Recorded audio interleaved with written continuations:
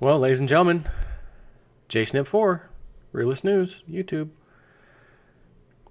Did you know that there are over 66,719 empty mansions, not normal houses, mansions in Vancouver? Remember all the Chinese that for some reason thought that that was just the thing to do? We want our money outside of the Chinese system. We got to put our wealth somewhere else.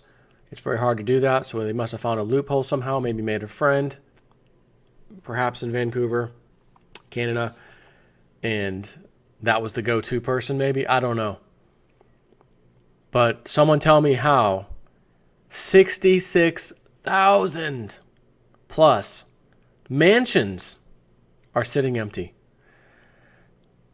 Talk about a Webbot hit when he said, Cliff High said that the high-end real estate's going to go first. Whew. If that's not a sign.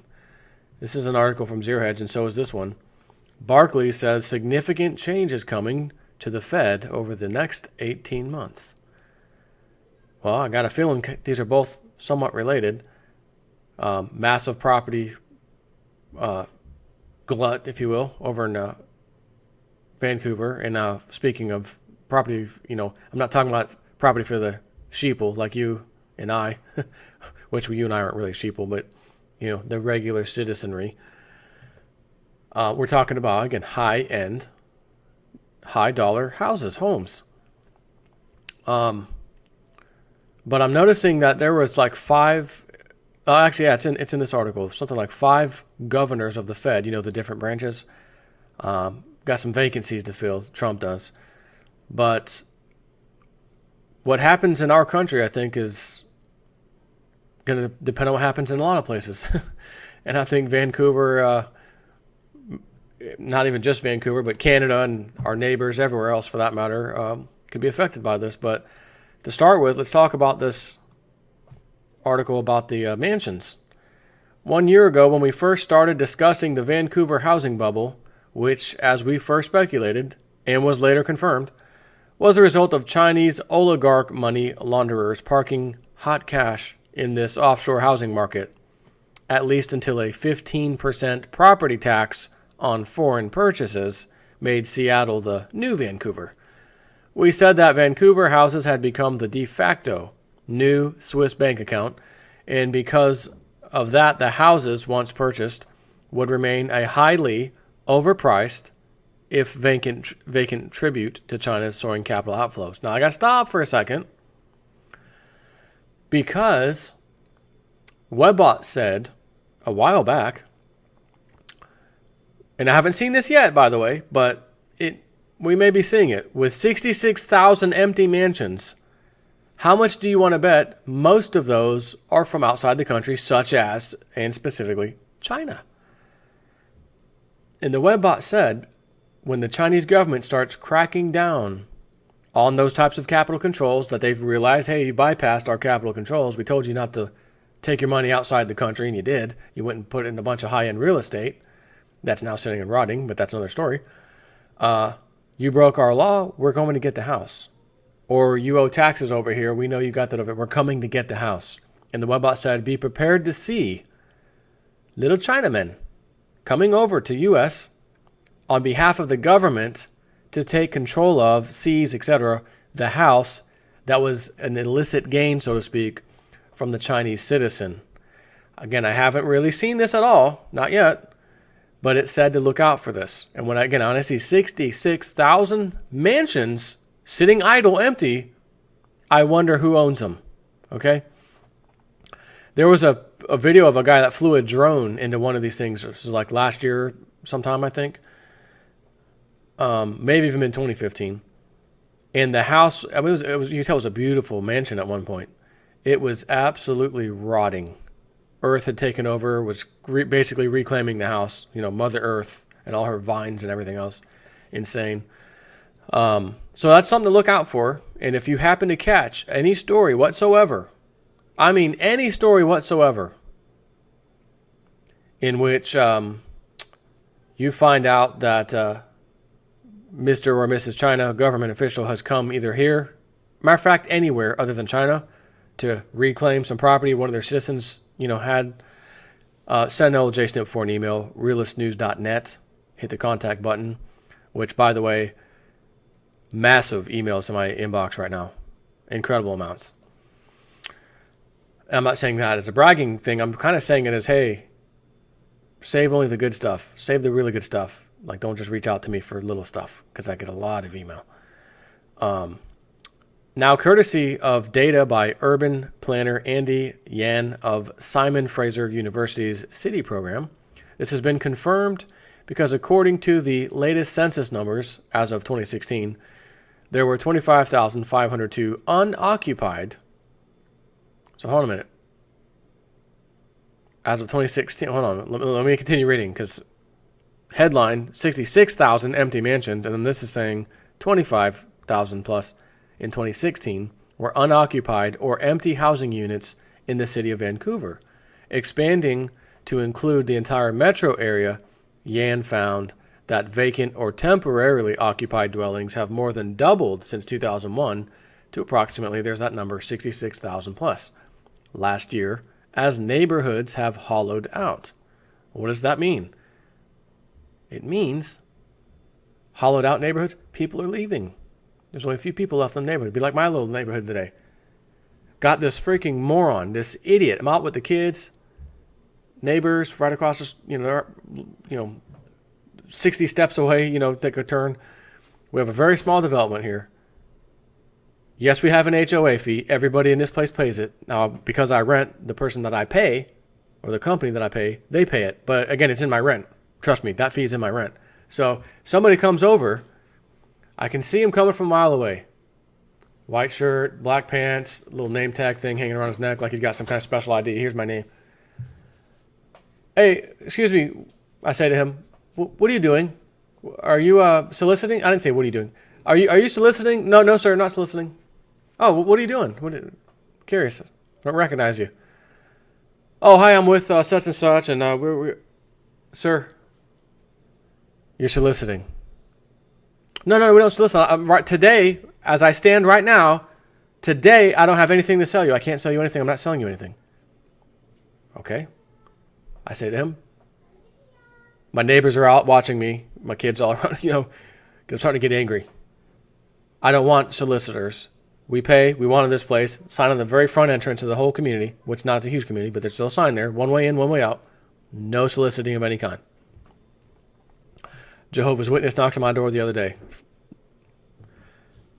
How you doing, sir? And they always bring the little kid with them. I'm sure the kid doesn't want to do anything else that day on a weekend than go around with their mom, knocking on strangers' doors to give them a little pamphlet about Jesus and the Jehovah's Witness Church. Ma'am, are you soliciting? No, sir. What do you have here? I just want to share this little pamphlet about Jesus, ma'am. That is the textbook definition of soliciting. Well, I'd argue with you that telling people about Jesus is soliciting. Well, it's not really Jesus. It's the whole church and the Jehovah's Witness view and all of it. Combined, that's soliciting. Okay, sir, have a nice day. Yeah, and by the way, this whole neighborhood, there's no soliciting. I would strongly advise you probably not going to anyone else's house. Okay, left. Next weekend, here we are now. Back to the other story. See this bozo walking up from a mile away. Oh, no, I'm not soliciting. Oh, what are you doing? What do you got there? Oh, my name is such and such. Here's my little ID. And, I go to asking homeowners if they... Hold on. You're asking people if they may want to sell their house or do it. Yeah. You are soliciting. No, I'm not selling it. Listen to me. I worked for the sheriff's office for a number of years. This is when I volunteered. I was not a deputy. We did a citizen level type stuff. Was never a deputy, never law enforcement. Trust me when I tell you, I know what the definition of soliciting is. And this is private property. And you're on private property. And he's arguing with me. Listen to me. I'm going to make this clear. I'm going to get back to this game. We were playing Foursquare with my kids and the neighbors. If I see you knock on one door, one house, I'll go ahead and call the sheriff's office. I'll have them over here in 2 seconds. Okay, that's fine. You walked off. Okay. Goes around, neighbor that we were playing with. Hey, there, is that him? Oh, yeah, he is. Is he knocking? Yes, he is. Thanks, guys. Someone take my spot in Foursquare. I'm going back home real quick. Let me grab my phone. Sheriff's office? Yeah, listen. Okay, deputy over here. Deputy sees him. He's already walking out the entrance, but me and one of my daughters, we're going to follow this bastard. See the deputy, point to him. That's your guy. I can hear the guy arguing with him the same way he was arguing with me. And I hear the deputy getting louder with him. Sir, I'm going to tell you this only once. Get out of here right now. And don't come back. He walked off. Came out to me, shook his hand. Hey, I used to be a former such and such with the sheriff's office. You know, yeah, good, thanks. He says, listen, this is an HOA, correct? Is anyone here that's like the president? I said, no, this is one of those ones where a company handles it for us. He goes, I got the same thing in my place. He says, contact them, ask them to get a blanket trespass form so that anytime anybody in this neighborhood calls us, we don't have to get permission. We don't have to have someone come out, sign this, swear to that. No. It's already on file. We'll have the homeowners association sign it. It's all we need. They'll never be able to come back in here again. If they are, they'll be arrested for trespassing after we trespass them. Appreciate your help today. I'm going to email myself a reminder so that Monday morning will be the first thing I do. I do not want you morons knocking on my door on a weekend. I want to be left alone. I want to relax. I want to play with my kids, etc. So before the deputy got here, he comes up to me. Hey, sir, I was talking to you a little earlier, right? Yeah, that was me. And I said, Aunt, I warned you. I told you if you knocked on the door, I was going to call. And they're coming right now. Well, sir, do you see that house right there I was just at? Mr. So-and-so, he's a customer of ours. And because of that, I'm allowed to be here. I said, hold on. I see the little sign in his yard, and it matches your little thing here. But I know for a fact you knocked on other people's door who were not customers of yours because my wife told me you knocked on ours. And I know I'm not a customer of yours. That is soliciting. And that you can't do here. Well, no, like I said before, if a customer tells me, one of our customers gives me a lead to another one of their neighbors, I'm going to go over there. I said, no, you're soliciting at that point. I'm not going to talk about this anymore. So he starts walking out. That's when the deputy comes in, point to him. I hear him arguing the same way he's arguing with me with the deputy. The deputy wasn't having any of it. The guy lasted about 5 seconds before maybe, I don't know if he threatened to arrest him or what. Get out of here right now. He left. He goes, usually there's the deputy tells me, usually there's like a white van. They'll park down the street, like not inside your neighborhood, like on a public street somewhere. And then they'll all get out, and this one goes in that neighborhood, and this one goes in that, and they just go and go and go. Doesn't matter. They will not stop until they're told, usually by us to leave. Well, that's kind of what I saw today. That's kind of what I experienced today, arguing with this moron. Now you've been, essentially trespassed now to get out, but these people are just driving me nuts. You see a sign that tells you before you even walk into the neighborhood, there is no soliciting in this entire housing development. And you come in anyways and start knocking on doors, including mine. And if you heard me talking to the guy, you just said, that doesn't sound like the old nice, friendly J-Snip 4 we see on YouTube, when he's giving us the news or whatever. Nope, you would have heard an aggravated J-Snip 4. You probably would have enjoyed it, though, to be honest with you. So not that had anything to do with, this video. But, I just feel like sharing that with you. A little bonus, some side material. I'm sure you probably have your own stories you could tell me. And by the way, mother-in-law needs a push, or should I say self-propelled push type of lawnmower. Hers died, been talking about it, need to get one, can't find a used one, they're all junk. I call, Craigslist. That's a decent looking one, $150. They're about $300 new, same kind. Call the guy up. Or text, he didn't answer. Text, you still have available? Yeah, I'll be home at 4:30. Okay, give me your address. Listen, is there anything wrong with this? Does it need anything? Because I want to give my mother-in-law something, solid, ready to go, starts up every time, no kind of problems. I can't have her having anything with any kind of issue at all. Man, everyone's great, it's fine, mows all the time. Okay, all right, I'll come see you. Drive over there, take the wife's van, because I can fold the seats down, put it back there. Back up to it. He's getting it ready. Just put some gas in it, fires it up. It is smoking like a freight train. It is burning oil like freaking Gulf oil spill, Gulf of Mexico. Sir, this thing is burning oil like bad. That smoke. He's like, oh yeah, I think it's steaming it off. No. Former mechanic, auto mechanic. No, that's not steam. That's oil. Smell that? That's white smoke. That's oil. Engine's going out. Needs rings or something. It's bad. I can't. $150. Not even kind of. Oh, okay, yeah. I'll go ahead and take it back in and fix it, and then maybe put it back on. Okay, have a nice day. Getting into my car, thinking to myself, you are not fixing anything, you moron. You're going to leave it on there and get some sucker to come by. You're not going to rebuild your 6 horsepower lawnmower engine. Number one, why would you waste your time when you could buy a freaking new engine for those things for like $100? Even less, actually.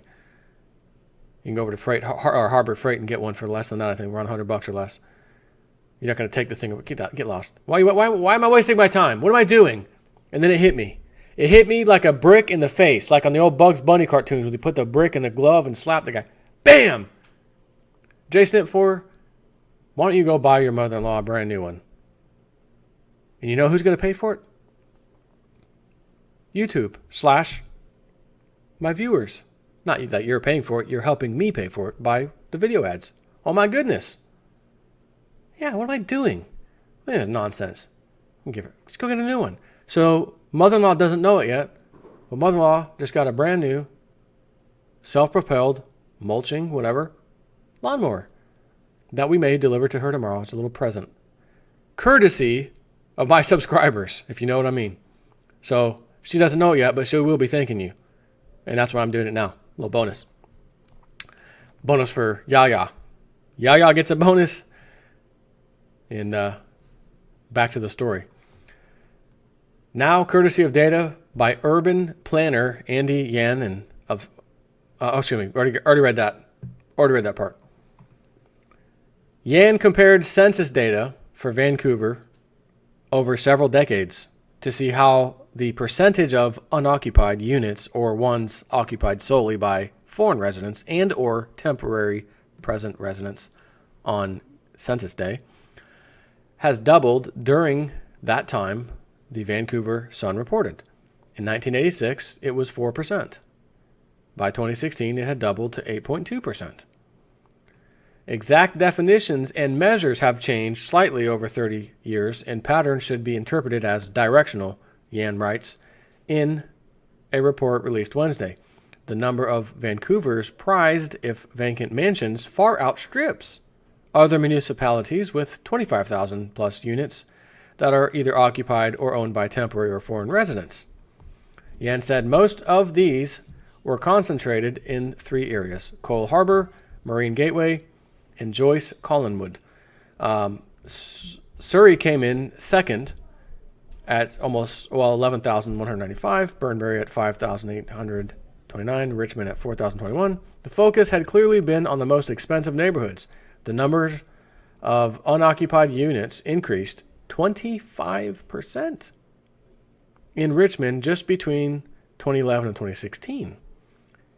And by 2016 census data, and by 28% in Burnaby. So Burnaby, 28% more. Richmond, 25% more. Again, this was a massive way for the Chinese to get their capital outside of the country. That's what this was about. To take advantage of this multi-million-dollar mansion ghost town, in November 2016, the Vancouver City Council voted to approve a tax on empty homes, the first ever, by the way, in Canada's history of doing such a thing. Based on self-reporting owners, the tax is a 1% charge on homes that are not principal residences or are not rented out for at least 6 months of the year. The goal was to improve Vancouver's tight rental vacancy rate of 0.6% by encouraging owners of thousands of empty units to offer them up for renting. Last Thursday, Vancouver Mayor Greg Robertson said that it's unacceptable for so much housing to be treated as a commodity, even if, ironically, it was the government's own actions which allowed the city's houses to become an offshore piggy bank for wealthy Chinese. Housing is for homes first, and as investment second. Vancouver will continue to do all it can to maintain and protect affordable homes and pursue all tools available to ensure the best use of all of our housing. I'm sure you will, because when those rich Chinese are flooding you with money, life is great. But then your citizens who actually live there, seeing these empty houses rotting away, start complaining. Now you got to pretend to be government again and do something about it. Unbelievable.